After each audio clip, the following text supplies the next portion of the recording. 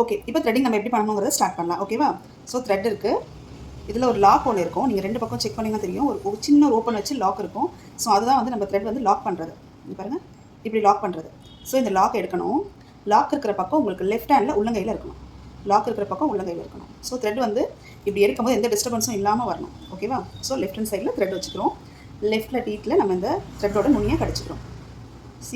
கடிச்சிக்கிட்டு உள் பக்கமாக 1 2 3.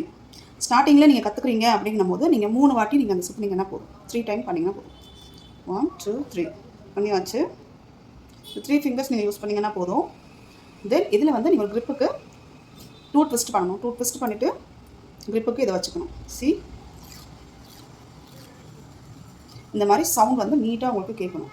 ஸோ நீட்டாக அந்த சவுண்ட் உங்களுக்கு கரெக்டாக நீட்டாக இருந்துச்சு அப்படின்னாலே நீங்கள் கரெக்டாக பண்ணுறீங்கன்னு அர்த்தம். சிக்கு விழுது அப்படின்னா அது நீங்கள் ராங். சரிங்களா? ஸோ அகெயின் 1 மோர். த்ரெட்டு கடிச்சாச்சு. 1 2 3. இதில் நீங்கள் ட்ரை பண்ணி பார்க்கணும். ஓகே, அகைன் நீங்கள் எந்த அளவுக்கு த்ரெட் எடுத்துருக்கீங்களோ இதுக்கு அப்புறம் தான், அதாவது த்ரெட் நீங்கள் கட் பண்ணிடணும். இதில் வந்து நீங்கள் சும்மா இது நீங்கள் ட்ரை பண்ணதாச்சு அப்படின்னு சொல்லிட்டு இதுலேருந்து கொஞ்சமாக பிச்சுக்கலாம், கொஞ்சமாக எடுத்து போட்டு அகைன் மறுபடியும் எடுக்கலாம் அப்படின்ட்டு பண்ணாதீங்க. எது வரைக்கும் நீங்கள் க்ரிப்புக்கு வச்சுருக்கீங்களோ அது வரைக்கும் நீங்கள் எடுத்துடணும். ஏன்னா இந்த பழக்கம் கிளைண்ட் யூஸ் பண்ணும்போது நம்மளுக்கு இந்த பழக்கம் வரும். ஸோ அதனால் இந்த லென்த்துக்கு நீங்கள் எடுத்துடணும். யூஸ் பண்ணுறீங்க ஒன்ஸ் அப்படின்னா த்ரெட் அகைன் மறுபடியும் நம்ம கொஞ்சமாக கட் பண்ணிக்கலாம் அப்படின்னு சொல்லிட்டு யூஸ் பண்ணவே கூடாது. அகைன் 1 மோர் நியூ த்ரெட் தான் நம்ம யூஸ் பண்ணணும். சரியா? இதில் ஏதாவது உங்களுக்கு டவுட் இருந்துச்சுன்னா எனக்கு டிஎம் பண்ணுங்கள். நான் அதுக்கப்புறம் உங்களுக்கு எக்ஸ்பிளைன் பண்ணுறேன். டாடா, பாய்.